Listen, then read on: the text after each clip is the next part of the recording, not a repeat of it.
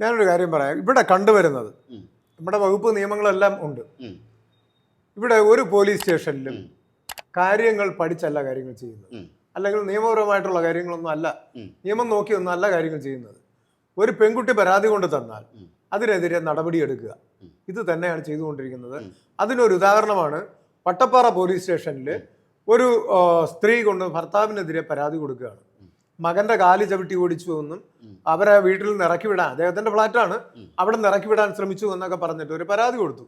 ആ പരാതിയിൽ ഇടപെട്ടത് ഇവിടുത്തെ മന്ത്രിയാണ്. എനിക്ക് തോന്നുന്നു കഴിഞ്ഞ സർക്കാർ ഇരുന്നപ്പോഴാണെന്ന് തോന്നുന്നു. പിണറായി സർക്കാരിന്റെ കാലത്തെ ഒരു മന്ത്രി തന്നെ ഇടപെടുകയാണ്. അവർ പരാതി കൊണ്ടു തന്നു, നിങ്ങൾ അയാളെ തൂക്കിയെടുത്ത് അകത്തിടണമെന്ന്. ഭയങ്കര വിവാദമായ ഒരു കേസാണ്.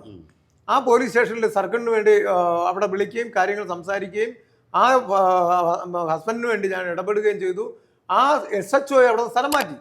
എന്താണ്, അയാൾ അന്വേഷിച്ചപ്പോൾ കുട്ടിയുടെ കാല് ചവിട്ടി ഓടിച്ചിട്ടില്ല, ഇദ്ദേഹത്തെ ഈ സ്ത്രീയെ വീട്ടിൽ നിന്ന് ഇറക്കി വിടാൻ ശ്രമിച്ചിട്ടില്ല.